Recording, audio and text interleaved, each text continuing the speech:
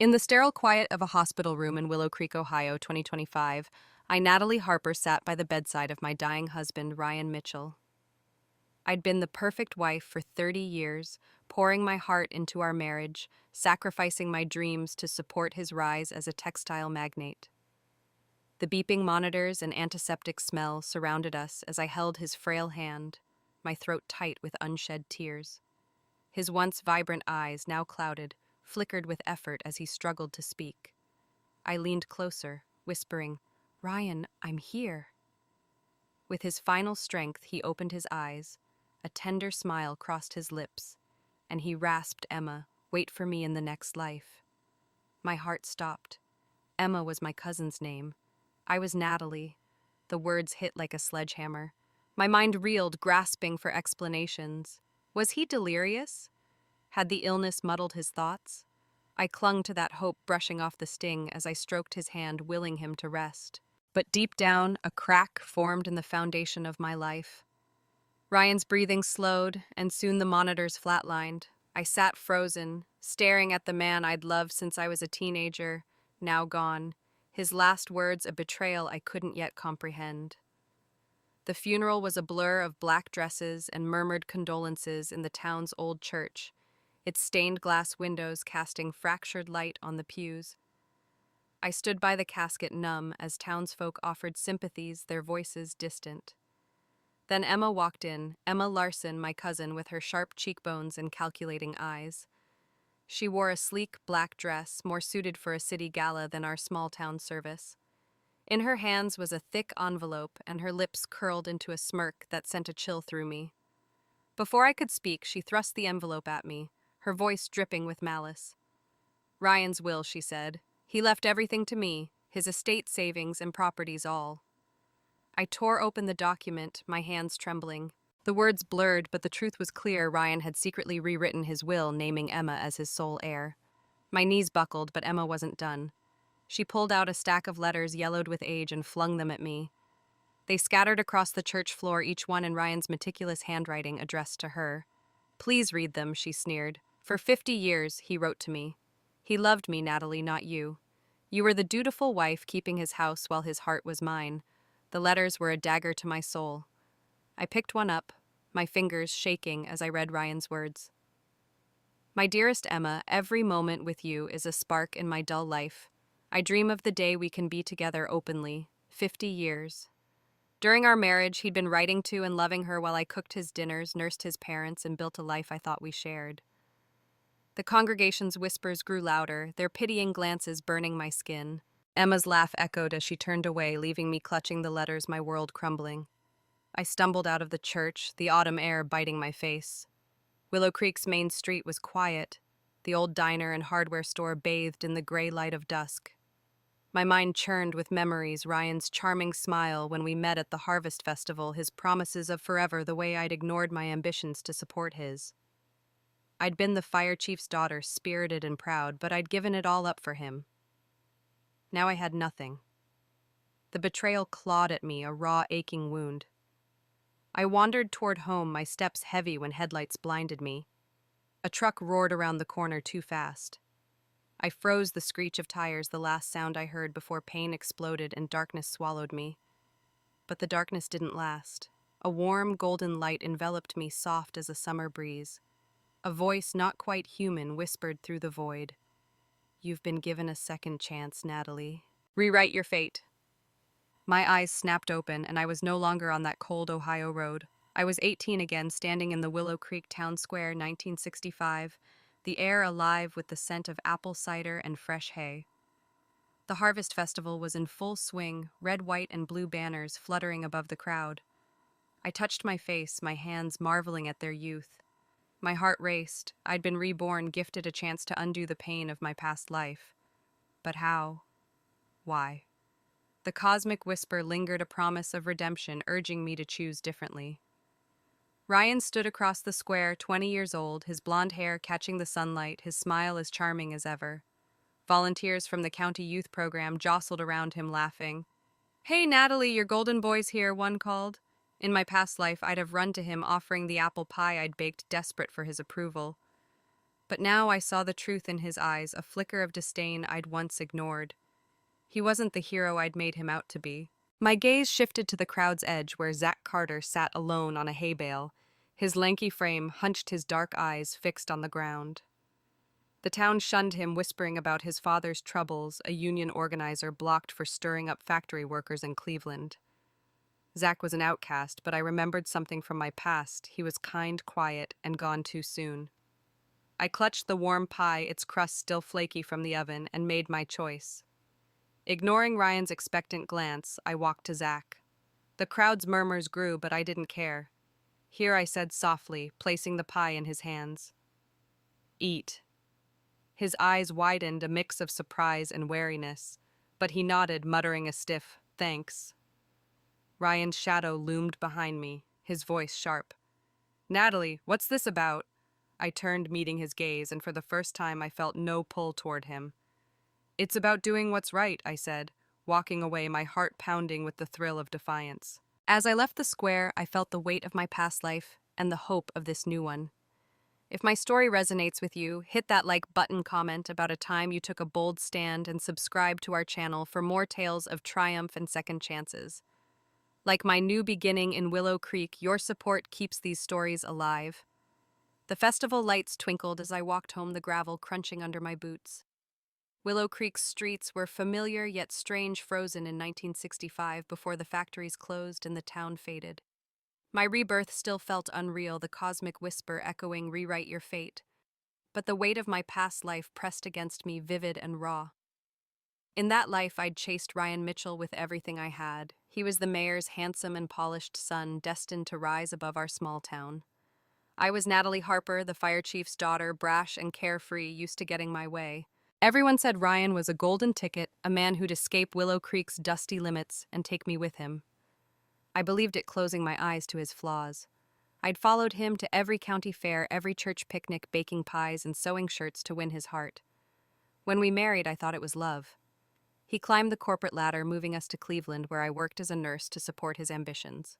But the cracks were there, his late nights, his dismissive tone, the roses he gave me every birthday, never noticing my sneezes, because they were Emma's favorite flower, not mine.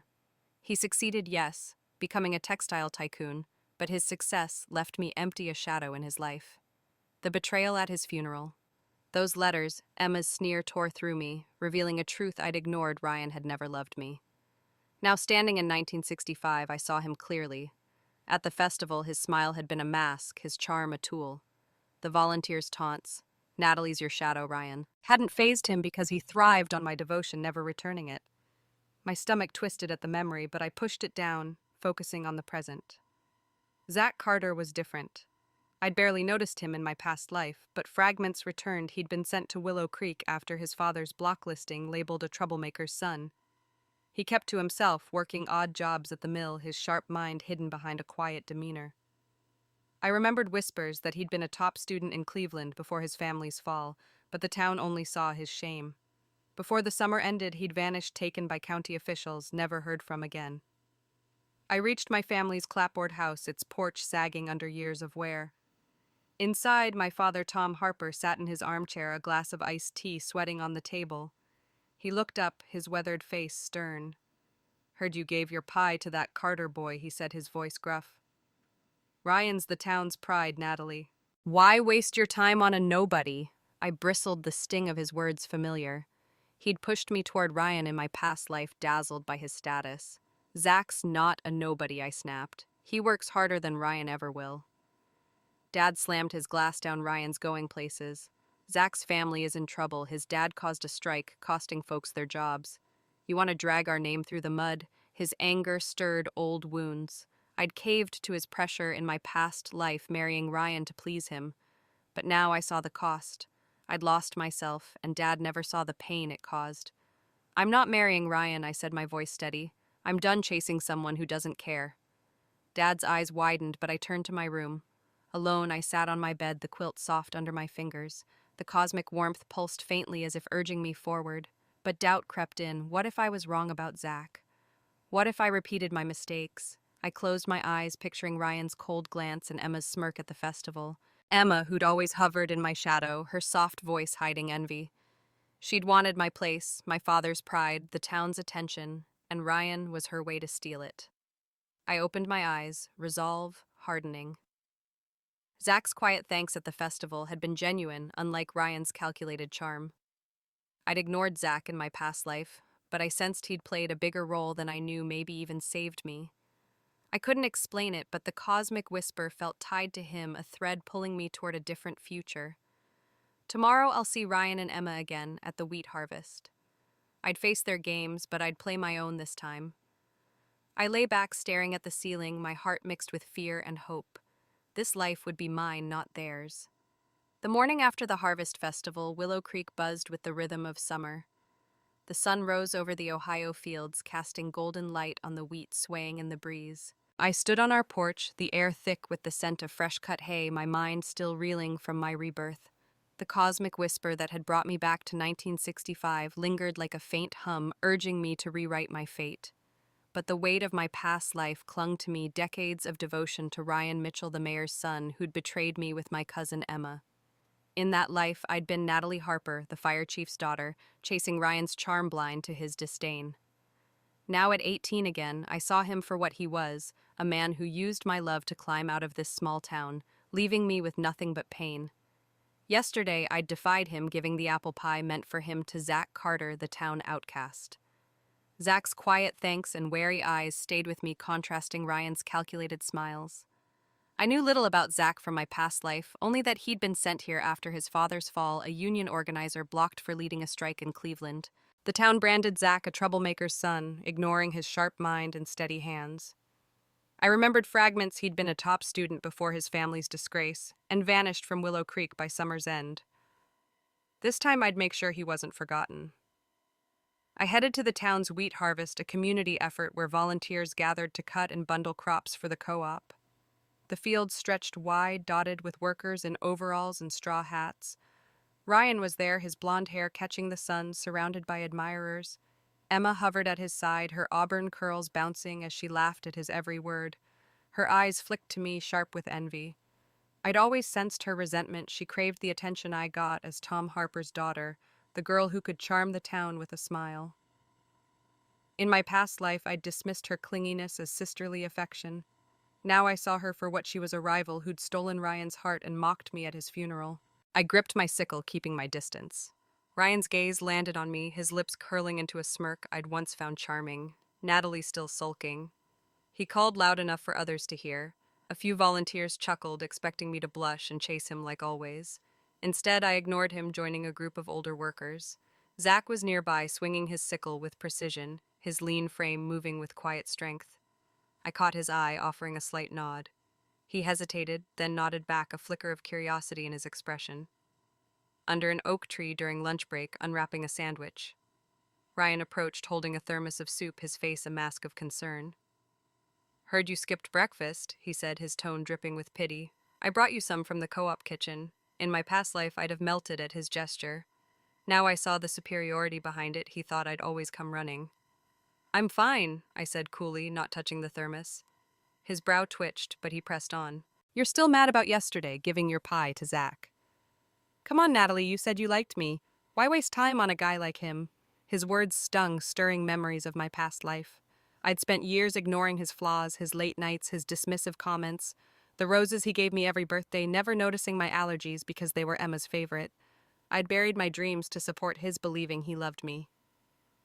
The betrayal at his funeral, Emma's stack of love letters, had shattered that illusion. "I liked you once," I said, my voice sharp. "But I choose who I help now, Ryan. It's not your business." His smirk faltered, his eyes narrowing. He wasn't used to me standing up to him. Emma skipped over, her voice syrupy. "Ryan, don't mind her. She's just throwing a tantrum." Her smile was sweet, but her eyes gleamed with malice. She'd always wanted my place, the town's darling, the fire chief's pride. Now I understood her game. She used Ryan to climb above me, to escape Willow Creek's limits. I turned away, my heart racing with anger and clarity. I wouldn't let them control me again. Back home, my father Tom was waiting in the living room, his pipe smoldering. "Heard you snubbed Ryan today," he growled. "He's the mayor's son, Natalie. He's going to college, maybe Congress someday. And you're cozying up to that Carter boy. His dad's a troublemaker. He cost half the town their jobs." I'd caved to his pressure in my past life, marrying Ryan to please him. I saw how he'd pushed me toward a man who'd break me. Zach's not his father, I said, my voice steady. He works hard, Dad. Ryan's not who you think. Tom slammed his pipe down. You're making us a laughingstock. Ryan's your future, not some nobody. His words cut deep, stirring old fears of disappointing him. I'd lived for his approval, losing myself in my past life. I felt the cosmic warmth from my rebirth, a faint pulse urging me to stand firm. I'm not marrying Ryan, I said, trembling but resolute. I'm done living for what you want. Tom's face reddened, but I shut the door to my room. Alone, I sat by the window, the stars bright above Willow Creek. Doubt crept in. What if I was wrong about Zach? What if I couldn't escape my past mistakes? But the memory of Zach's quiet gratitude, his steady hands in the field, grounded me. I whispered to the night, I'll make this right, trusting the cosmic force that had given me this second chance. The next day, the harvest continued, the Ohio sun beating down on Willow Creek's fields. Dust clung to my skin as I swung my sickle, my mind churning with memories of my past life. I'd been so naive, trailing Ryan like a lovesick puppy, ignoring the signs of his betrayal. The cosmic whisper that had reborn me in 1965 felt like a lifeline, but it also carried a weight, a warning to see clearly this time. I kept my distance from Ryan and Emma, who were inseparable, her laughter ringing as she clung to his arm. Her flattery was blatant, her eyes darting to me with a mix of triumph and envy. I realized now she'd always resented me, not just for my place in town, but for my confidence and the way people gravitated to me. She wanted that light for herself, and Ryan was her way to steal it. During a break, I found a shady spot by a creek, the water glinting in the sunlight. I unwrapped my sandwich, trying to shake the memories flooding back Ryan's birthday roses. My sneezes, he never noticed the late nights he claimed were for work. In my past life, I'd believed his excuses, building a life around his ambition. But at his funeral, Emma's letters revealed the truth. He'd loved her for decades, using me as a stepping stone. The pain of that betrayal burned fresh, and I clenched my fists, determined not to repeat my mistakes. Zach sat nearby, eating a dry biscuit, his dark eyes scanning the horizon. I studied him, piecing together fragments from my past life. His father's strike had cost him his education, home, and reputation. Yet he carried himself with quiet dignity, his hands calloused from mill work. I sensed he'd been more than an outcast in that life, maybe even a hero I'd overlooked. I offered him half my sandwich. You look hungry, I said softly. He hesitated, then took it, his fingers brushing mine. Thanks, Natalie, he murmured, his voice low but warm. The moment felt like a bridge, fragile but real, between us. Ryan interrupted, striding over with a metal lunchbox. Natalie, you didn't eat breakfast, he said, his tone falsely caring. Brought you some stew from the co-op. His eyes flicked to Zach, a hint of disdain beneath his smile. I'd have thanked him in my past life, desperate for his attention. Now I saw the manipulation. He thought he could keep me tethered with small gestures. I'm good, I said, pushing the lunchbox back. His jaw tightened, but he kept up the act. Still upset about yesterday, I was looking out for you. Hanging around Zach isn't smart. It'll start talk, ruin your reputation. His words were a jab meant to pull me back into his orbit. I laughed coldly. My reputation's my concern, Ryan, not yours. He leaned closer, his voice low. You said you liked me, Natalie. Why play games with a guy like him? The arrogance in his tone sparked a memory, him dismissing me at his funeral. Emma's letters in my hands.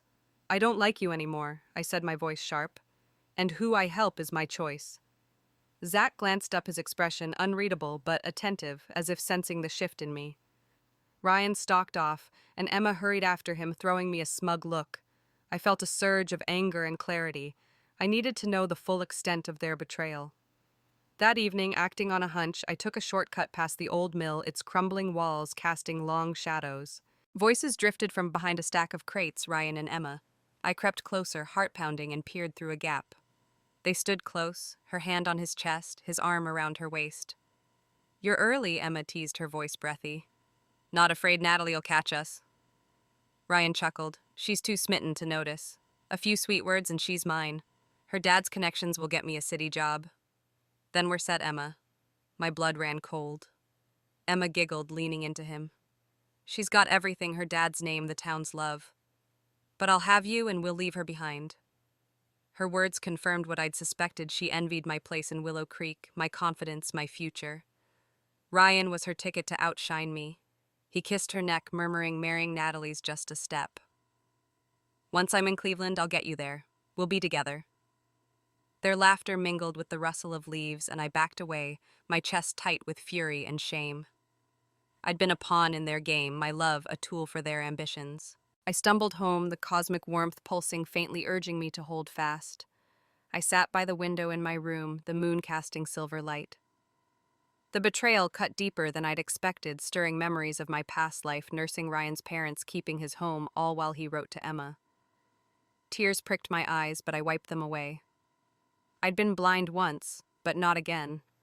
Zach's quiet strength in the field, his gratitude for a simple sandwich felt like a lifeline. I didn't know him well, but I sensed he was different, someone who'd never use me. The cosmic whisper grew stronger, a promise that my choice to trust Zach was the path to a better future. Tomorrow I'd face Ryan and Emma again, but I'd do it on my terms, my heart steeled against their lies.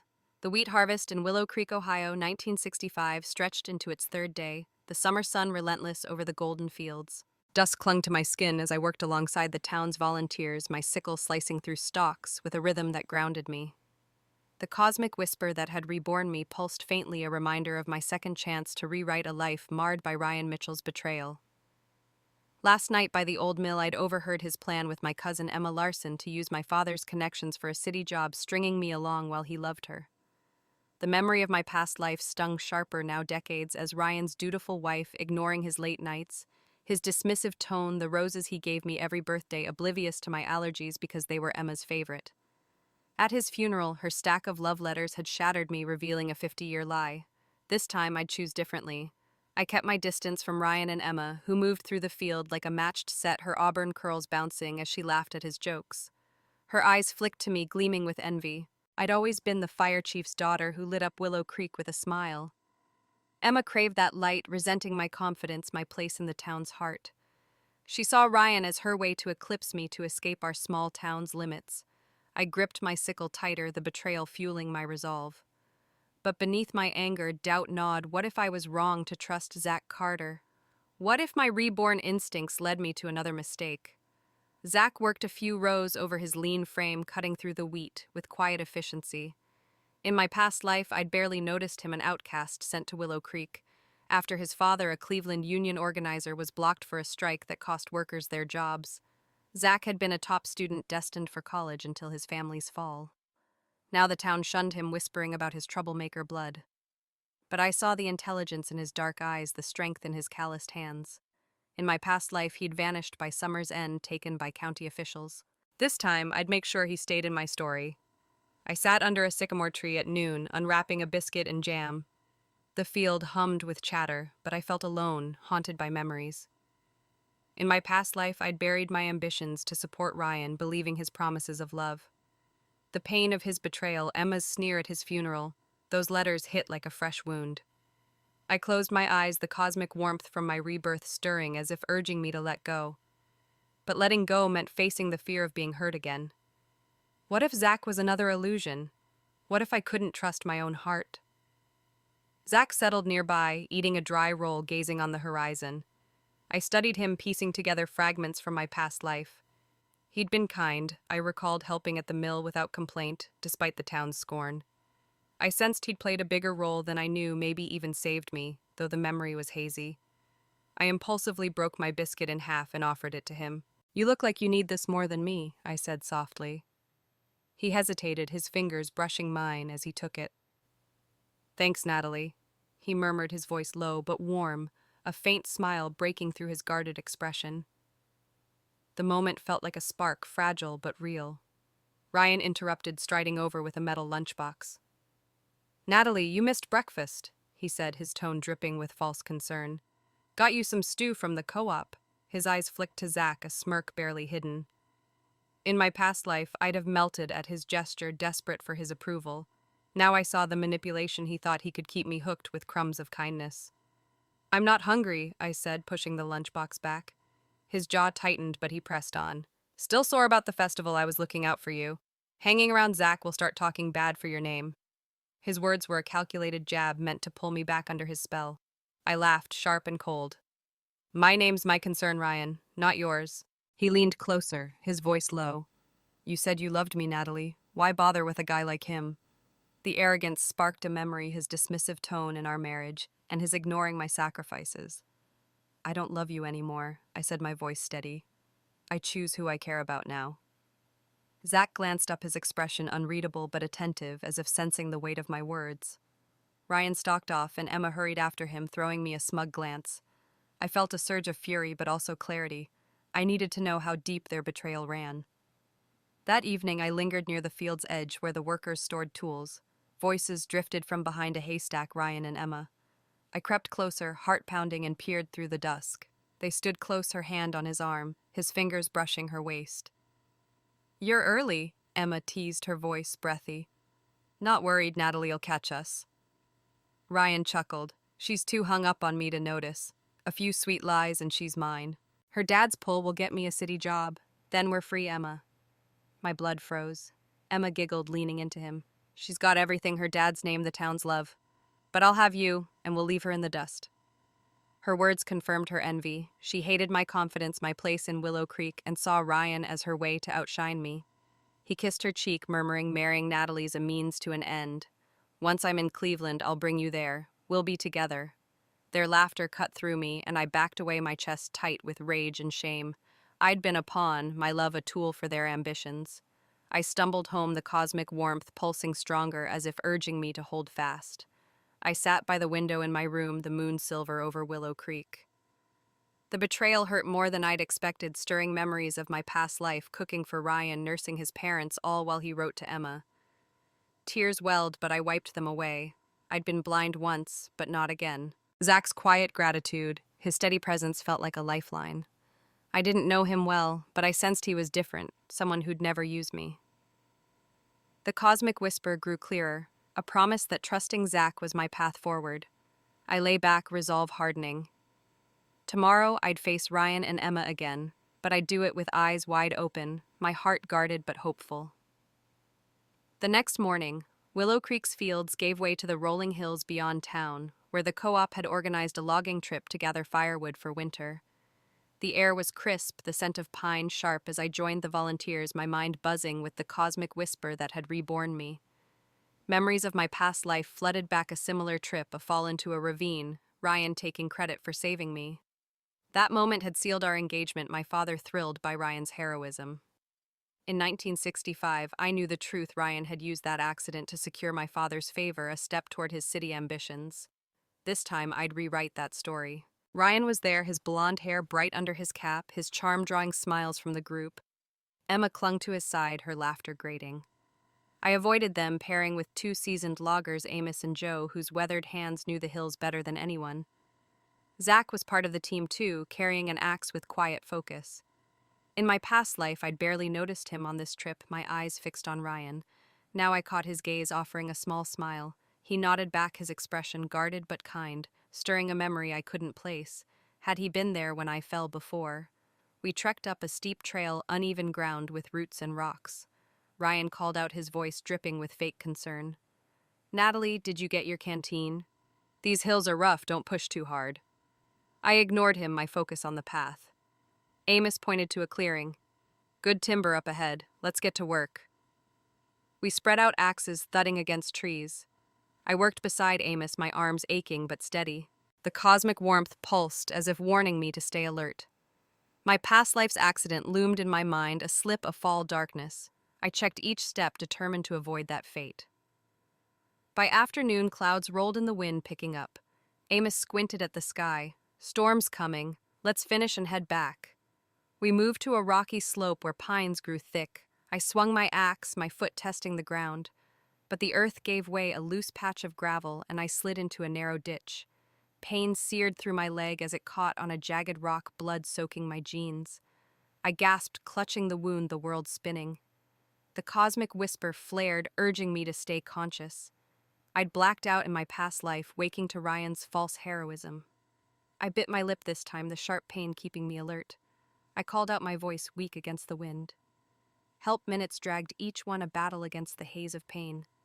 Footsteps crunched above, and a figure pushed through the brush. Natalie. It was Zach, his face pale with worry. He slid into the ditch, tearing a strip from his flannel shirt to bind my wound. "Hold on," he said, his hands steady despite the tremor in his voice. He lifted me, his arms strong but gentle, and carried me up the slope. His heartbeat thudded against my cheek, a grounding rhythm.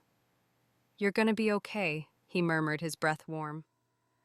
I clung to him, the cosmic warmth pulsing with gratitude. This was the truth I'd missed before Zach, not Ryan, was my savior. We reached the trail where Amos and Joe took over, but Zach stayed close, his torn shirt stained with my blood. Ryan appeared, his face a mix of annoyance and calculation. "I've got her," he said, stepping forward as if to take credit. I glared, too weak to speak, but Zach's presence anchored me. I drifted in and out at the town clinic, the pain blurring time. When I woke, my leg was bandaged and the room was dim. Zach stood by the door, hesitating, his shirt still torn. I managed a weak smile. "Thanks, Zach." He nodded, his eyes soft. "Just glad you're okay." Ryan entered, holding a basket of apples, his smile practiced. "Natalie, I brought these for you," he said, glancing at the nurse for effect. He'd played this role hero caretaker in my past life, winning my father's approval. Now I saw through him. "You didn't save me," I rasped. "Zach did." Ryan's smile froze, his eyes darting to Zach's torn shirt. He opened his mouth, but no words came. The cosmic whisper pulsed stronger, a confirmation that I was on the right path. Zach's quiet courage and selfless act were the future I'd choose no matter what came next. The Willow Creek Clinic smelled of antiseptic and old wood, the summer light filtering through cracked blinds. I lay in the narrow bed, my leg throbbing under fresh bandages, the memory of my fall in the hills vivid. Zach Carter had saved me, his torn flannel shirt binding my wound, his arms carrying me to safety. In my past life, Ryan Mitchell had taken credit for that rescue, sealing our engagement with a lie. Now reborn in 1965 by a cosmic whisper that urged me to rewrite my fate, I saw Ryan's betrayal clearly, his love for my cousin Emma Larson, his plan to use my father's connections for a city job. The pain of my past life, decades as Ryan's wife, ignored for Emma's letters, burned fresh, but so did my resolve to choose differently. Zach stood by the door, his lanky frame hesitant, his dark eyes watching me with quiet concern. His torn shirt stained with my blood was proof of his selflessness. Ryan entered, carrying a basket of apples, his smile polished but hollow. "Natalie, I brought these to help you recover," he said, glancing at the nurse for effect. My father, Tom Harper, stood nearby, his weathered face beaming. "Ryan's a good man, Natalie. He saved you out there." In my past life, I'd believed that lie, letting it bind me to Ryan. Now I knew the truth. I reached under my pillow, pulling out the bloodied strip of Zach's shirt. "Ryan, you carried me to town," I said, my voice steady despite the pain. But Zach pulled me from the ditch. The room went quiet, the nurse pausing, my father's smile fading. Ryan's eyes darted to the cloth, then to Zach's ripped shirt, his face tightening. "We both helped," he stammered, his charm cracking. I shook my head. "Stop lying."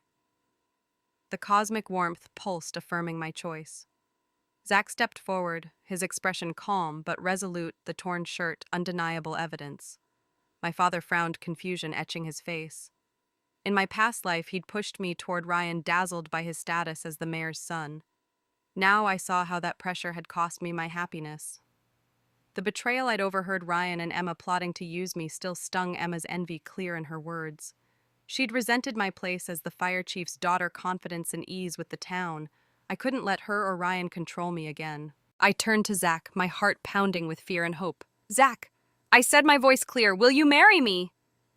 Gasps rippled through the room. Ryan's face paled, his mouth opening in disbelief. "Natalie, what are you saying? He's a nobody. You'll ruin your life." My father grabbed my arm, his voice sharp. "Natalie, think of what people will say. Ryan's the catch here, not some troublemaker's son." In my past life, I'd caved to his anger, marrying Ryan to please him. Now the cosmic whisper urged me to stand firm. I shot back. "You always said being alone with a man and a woman means marriage. Zach saved me. Who else should I marry?" My father stammered, caught off guard, his face reddening. Zach's eyes met mine, steady and warm, with a faint flush on his cheeks. "Natalie, do you mean it?" he asked, his voice low but earnest. I nodded, the weight of my past life lifting. "Yes." A soft smile broke across his face. "Then yes." The room buzzed with tension, the nurse's eyes wide, Ryan's expression twisting with frustration. My father stormed out muttering about scandal, but I felt free. Zach's quiet courage, his willingness to stand by me despite the town's scorn, starkly contrasted with Ryan's scheming. I knew little about Zach, only that his father's blocklisting had cost him a promising future, that he'd been a top student before Willow Creek. But his actions spoke louder than the town's whispers. As Zach left to fetch water, Ryan leaned close, his voice low. "You're making a mistake, Natalie. Your dad wants us together. If you pick Zach, you'll regret it." His words echoed my past life when I'd begged him to marry me after the accident. Now I laughed coldly. The only mistake was trusting you. He flinched, his charm useless against my resolve. The cosmic warmth pulsed stronger, signaling I was on the right path. I lay back, my leg aching, but my heart lighter. The town might talk, but I'd chosen Zach not out of spite, but because he was the future I wanted, one free of Ryan's lies and Emma's envy. That night alone in the clinic, I stared at the ceiling, the cosmic whisper a faint hum. Doubt crept in. What if Zach's past held secrets I couldn't handle? What if my father never forgave me? I'd lived for his approval in my past life, losing myself to Ryan's betrayal. Now I felt the weight of my choice and its promise. Zach's torn shirt, his steady hands lingered in my mind. He was no outcast to me, a man who'd risked himself for me. I closed my eyes, the cosmic warmth wrapping around me like a promise. Tomorrow I'd face the town's judgment, but I was ready with Zach by my side. The days after my proposal blurred into a whirlwind of preparation. Willow Creek's summer deepened the air, thick with the scent of honeysuckle and dust. My leg healed slowly, and the clinic released me with a limp and a cane. Zach visited daily, bringing small gifts, a wildflower, a polished stone, his shy smile warming me more than I expected. My father Tom remained cold, his disappointment clear in his tight-lipped silences. In my past life, I'd have begged for his approval, marrying Ryan to ease his pride. I stood firm, reborn, by that cosmic whisper, choosing Zach despite the town's whispers about his troublemaker family. I knew more about him now. His father's strike in Cleveland had been for fair wages, not chaos, and Zach had sacrificed college to support his mother. His quiet strength drew me, starkly contrasting Ryan's calculated charm. Our wedding was set for late July in a meadow just outside Willow Creek, where dogwoods bloomed white against the green. My father grudgingly helped arranging for a local carpenter to build a simple arch for the ceremony. "I don't like it," he said one evening, his voice gruff as he sat on our porch. "But you're my daughter. I want you to be happy." His words were a small bridge, a step toward reconciliation after weeks of tension. I touched his hand, grateful for the crack in his stubbornness. "Thanks, Dad," I said softly. "You'll see Zach's worth it." He grunted, but his eyes softened, a hint of the father who'd once cheered my every step. The town buzzed with talk, some calling me foolish for choosing Zach over Ryan, the mayor's golden son. Emma fueled the gossip, her envy sharper now that I'd defied her plans. She'd wanted Ryan to secure her escape from Willow Creek, resenting my place as the town's darling. I ignored the whispers, focusing on Zach. He'd shared more about his past, how he'd aced math in Cleveland, dreaming of engineering before his father's blocklisting. "I'll get back there someday," he told me one evening, his voice quiet but firm. "I need a chance." Buried under the town's scorn, his ambition mirrored the drive I'd lost in my past life, chasing Ryan's dreams. On the wedding day, the meadow glowed under a clear sky, the arch draped with wildflowers. I wore a simple white dress, my mother's pearl earrings glinting in my ears. Zach arrived in a borrowed truck, wearing a clean but worn suit, his broad shoulders filling it well. His mother, a former schoolteacher, had sent a jade pendant as a gift, its smooth surface catching the light. "She wanted you to have this," Zach said, his ears red. "It's not much, but it's hers." I slipped it on, touched by the gesture. In my past life, Ryan's parents had scorned me as a country girl, even as I nursed them. Zach's mother, though far away, welcomed me with warmth. As I approached the arch, Ryan appeared standing under a dogwood, his suit wrinkled from a recent trip to Cleveland. He'd secured a city job through a distant uncle's illness, playing the dutiful nephew. His eyes, once confident, held a strange emptiness. "Natalie," he said, his voice low, "come with me to Cleveland. I'll handle your job, your papers, everything." I'd have leapt at the offer in my past life, desperate for his love. I saw the hollowness, a man who couldn't stand losing what he'd taken for granted. "I know about you and Emma," I said, my voice calm. "Your lies don't work anymore." His face stiffened, the truth cutting deeper than he expected. I turned away, joining Zach at the arch. He lifted me onto the truck's tailgate, grinning. "You're light as a feather, Natalie." His words stirred a memory Ryan in my past life, complaining about my weight, urging diets I didn't need. Zach's ease, his genuine smile, felt like a balm. The ceremony was simple, the preacher's words soft against the meadow's hum. Zach's hand was warm in mine, his vow quiet but steady. "I'll stand by you always." My heart swelled, the cosmic warmth pulsing with approval.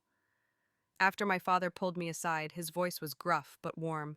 "He's a good man, Natalie. I was wrong." His hard-won admission healed a wound I hadn't named. As we drove to our new home, a small cottage my father had furnished with reluctant pride, I felt the weight of my past life lift. Zach's mother's pendant rested against my chest, symbolizing a family that valued me.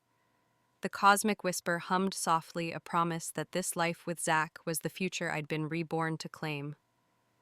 Ryan's shadow faded behind us, his betrayal a distant echo. I leaned against Zach, the truck rattling down Willow Creek's roads, ready for whatever came next. The summer of 1965 faded into memory, and Willow Creek, Ohio settled into the quiet rhythm of autumn.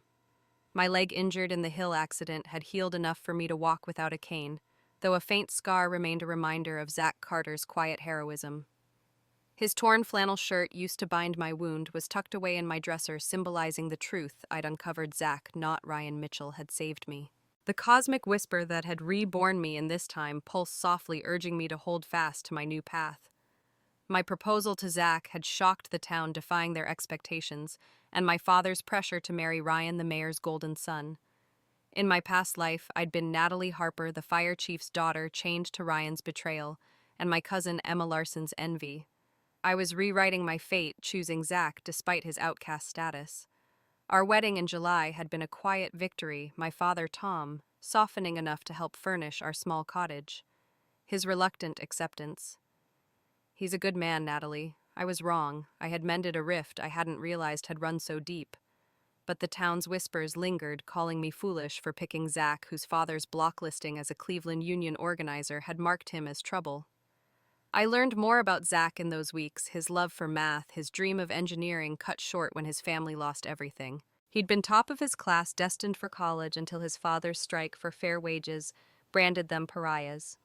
Zach's resilience, his quiet determination to rebuild, mirrored the strength I'd lost in my past life chasing Ryan's dreams. By 1977, the world was changing. The national college entrance exam, suspended for years, was reinstated, a chance for me to reclaim the education I'd abandoned for Ryan in my past life. In that life, I'd become a nurse and then a respected doctor, but only after years of sacrifice. Armed with my past knowledge, I studied relentlessly, poring over textbooks in our cottage's lamplight.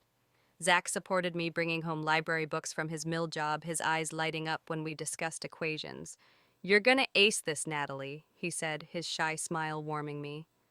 Unlike Ryan's dismissive tone, his belief in me felt like a lifeline. The exam day arrived, a crisp December morning. I sat in the county high school pencils, sharp heart steady. The questions, math, history, literature, felt familiar, my past life's knowledge guiding my hand. I finished early, staring out the window as snow dusted the poplar trees. When the results came, the town loudspeaker crackled. "Natalie Harper of Willow Creek has ranked first in the county with a score of 334.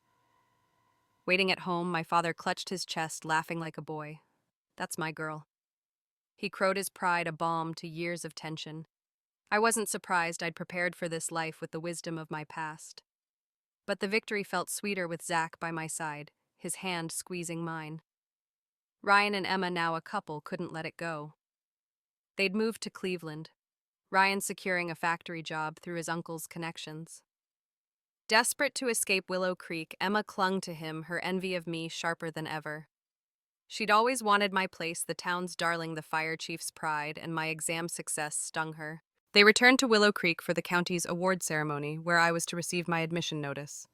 In the town hall, packed with parents and students, Ryan stepped forward, his face smug. "Top of the county, Natalie.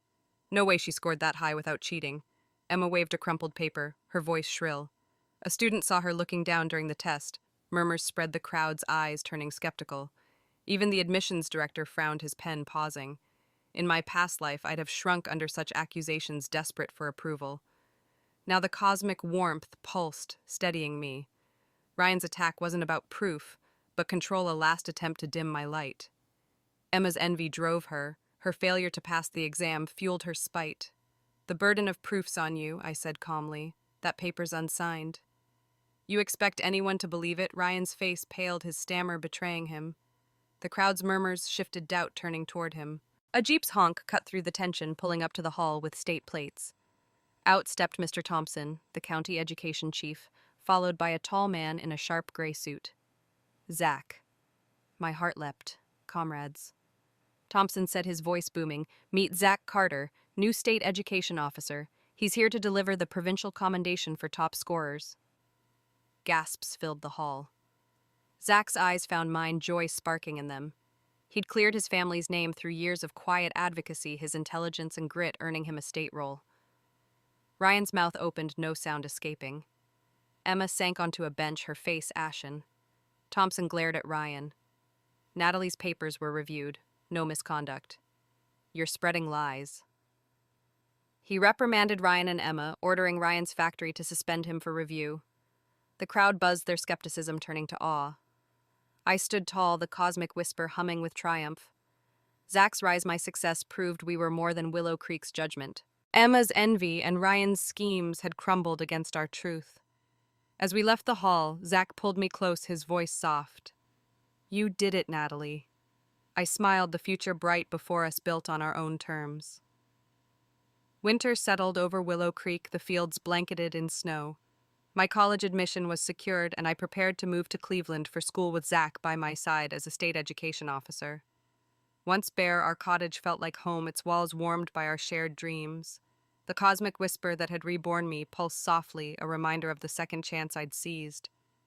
In my past life, I'd been Natalie Harper, bound to Ryan Mitchell's betrayal, his love for Emma Larson revealed in cruel letters at his funeral. 1977. I'd rewritten my fate, choosing Zach, whose quiet strength had saved me literally and figuratively.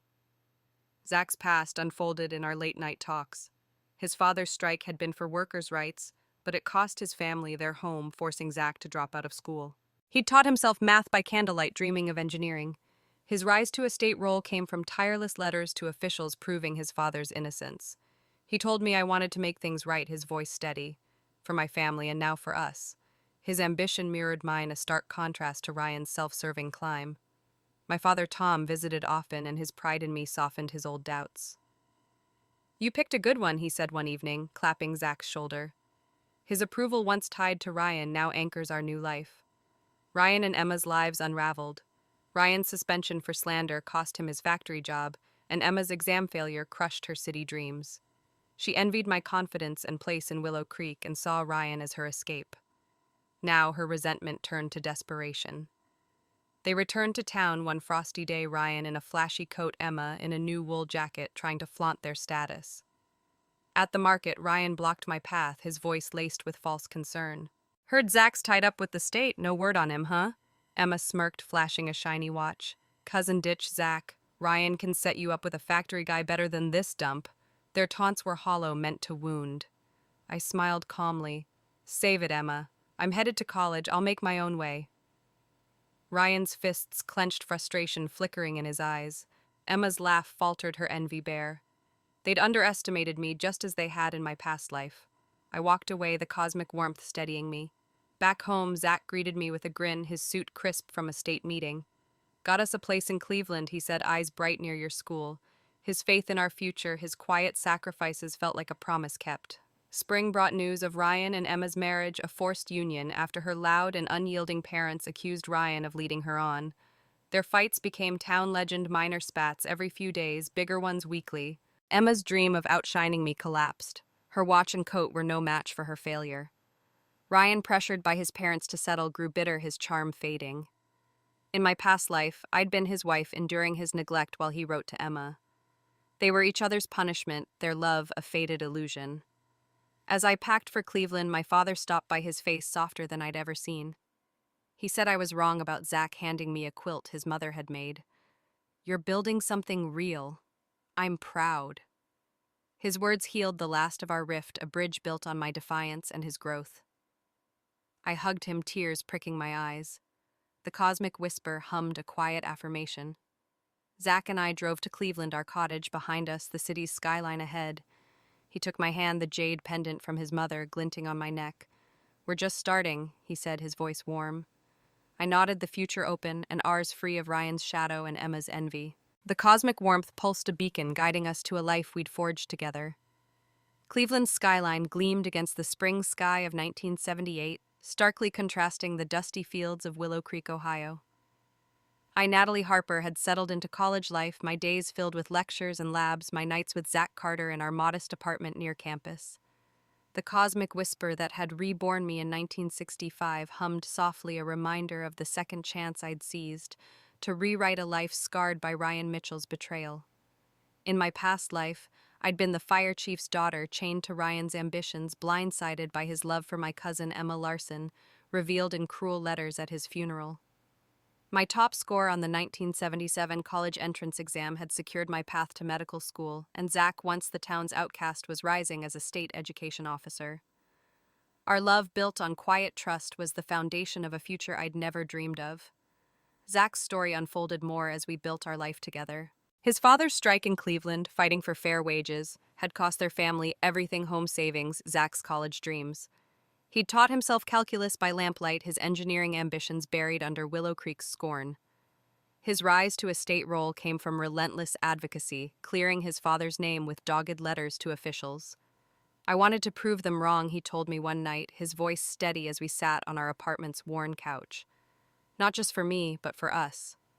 His resilience echoed my own, a mirror to the strength I'd rediscovered after years of losing myself to Ryan's neglect. My father, Tom, visited often, and his pride in me was a quiet glow.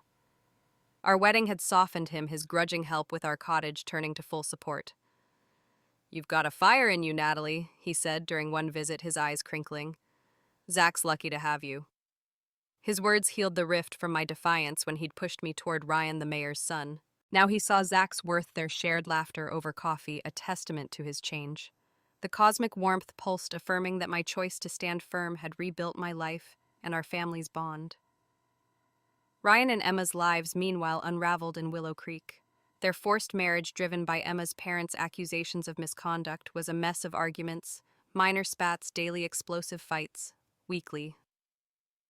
Emma's envy of me, my confidence, my place as the town's darling had fueled her pursuit of Ryan, hoping to outshine me. Her exam failure and Ryan's suspension for slandering me crushed their city dreams. I heard through my father that Emma, desperate for status, flaunted a new watch and coat, but her bitterness grew as Ryan's factory job slipped away. He grew cold, frustrated by her demands, their love a hollow shell compared to the glamorous facade they'd once projected. One chilly March day, they returned to Willow Creek, parking a shiny car at the market to flaunt their fading status. Ryan spotted me buying apples, his face hardening. "Natalie," he said, his voice laced with mockery, "heard Zach's off with the state folks." "Left you alone already?" Emma smirked, her wool coat pristine, but her eyes sharp with resentment. "Cousin, you should have stuck with Ryan. Zach's a nobody, bet he's gone for good." Her words were a last attempt to wound her envy raw after my exam success. In my past life, I'd have faltered, craving their approval. Now I smiled evenly. "I'm headed to medical school, Emma. Zach and I are building a life. Worry about your own." Ryan's fists clenched, his frustration evident. Emma's laugh faltered, her watch glinting uselessly. I walked away, the cosmic warmth steadying me. At our apartment, Zach greeted me with a grin, his suit rumpled from a long day. He said we got a bigger place near the hospital, eyes bright for when you're a doctor. His faith in me, his quiet sacrifices, were a stark contrast to Ryan's self-serving schemes. I kissed him, the jade pendant from his mother, now joined by a silver ring he'd saved for warm against my skin. The cosmic whisper hummed a promise that our future was ours to shape. Summer brought news from Willow Creek. Ryan, desperate to salvage his career, crammed for the next college exam, hoping for a fresh start. Emma, her score far below passing, broke down, demanding the city job Ryan had promised. "You said I'd have it all," she'd screamed, per my father's gossip. Ryan, pressured by his parents to marry someone better, snapped back. "If you had Natalie's brains, you wouldn't need me." Their marriage crumbled, Emma's envy and Ryan's arrogance turning their dream into a bitter trap. My father, visiting again, shook his head. "You dodged a bullet, Natalie. Zach's the real deal. Once tied to Ryan, his pride anchors our new life, a quiet resolution to years of tension. As I studied for my first medical school exam, Zach worked late and his state role expanded. He'd begun sketching engineering plans again, his old dreams resurfacing. One night he pulled me close, his voice soft. "We're making it, Natalie. Together." The cosmic warmth pulsed, a beacon of the life we'd built free of Ryan's lies, Emma's envy, and the shadows of my past life. Cleveland's lights glowed outside a city of possibility, and I knew we'd face whatever came next, hand in hand. By 1995, Cleveland had become our home, its bustling streets a far cry from Willow Creek's quiet fields. Natalie Harper, was a renowned surgeon at a top hospital, my days spent saving lives, my nights with Zach Carter, now a successful tech entrepreneur. The cosmic whisper that had reborn me in 1965 was a faint echo, its work done. I'd rewritten my fate, escaping the betrayal of Ryan Mitchell, who'd loved my cousin Emma Larson behind my back, his deceit revealed in cruel letters at his funeral. Choosing Zach, once Willow Creek's outcast, had been my salvation. His quiet strength, his selfless rescue in the hills, had anchored a life I'd never imagined in my past. Zach's journey had paralleled mine.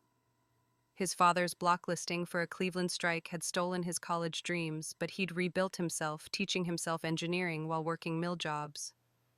His state role in 1977, earned through relentless advocacy, was just the start.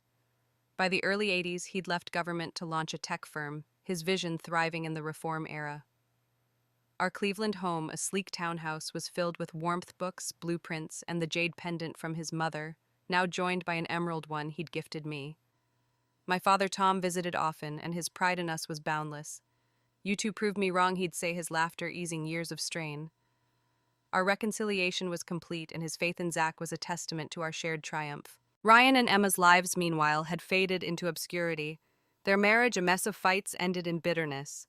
Emma's envy, her longing to outshine me as the fire chief's daughter, had driven her to Ryan, but her exam failure and his lost job trapped them in Willow Creek.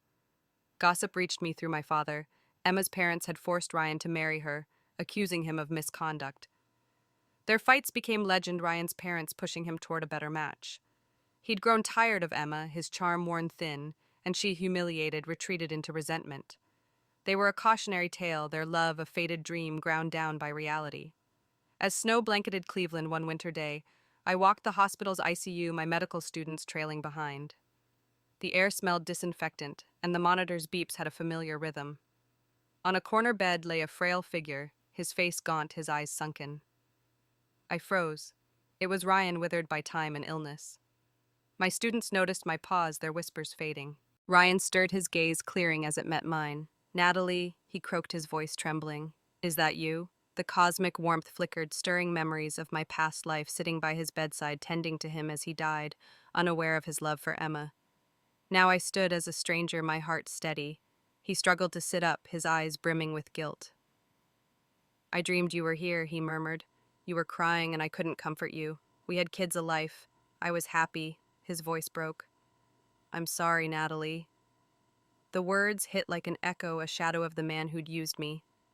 In my past life, I'd have softened, craving closure. Now I feel only calm. "You've mistaken me for someone else," I said coldly, checking his chart. Multiple organ failure, no family, unpaid bills, his life had collapsed, a fate he'd earned. I moved on my steps, sure my students following. Ryan's faint sobs faded behind me, a final note of a life I'd left behind. That night I returned to our townhouse, snow dusting my coat. Zach was home from a business trip, his tie loosened, his face weary but brightening at my sight. He pulled me into a hug, his breath warm against my neck. "Missed you," he said, nuzzling me like a puppy. I laughed, touching his cheek. "Clingy today, Mr. Carter." He grinned, then grew quiet. "Had a dream on the plane," he said, his voice low. "I was carrying you through a dark cave, but you'd married Ryan. You loved him, never looked at me. I lived abroad, grew old, alone, then heard you died in a crash. I cried at your grave, Natalie. It felt so real." His eyes reddened, and I wrapped my arms around him, my face against his chest. The cosmic warmth pulsed, a reminder of the life we'd built. "It was just a dream," I whispered, my throat tight. "We didn't miss each other this time." He kissed my forehead, slipping an emerald pendant beside his mother's jade one. "I promised you more," he said softly. "I'll keep giving always." The pendants gleamed, symbols of our shared journey. My father's quilt lay on our couch, a gift from his last visit, his pride in us woven into its stitches. Outside, snow fell, blanketing Cleveland in quiet promise. Ryan's apology, his broken life, was a closed chapter. With Zach, I'd forged a future doctor-entrepreneur partners in a life reborn, forever free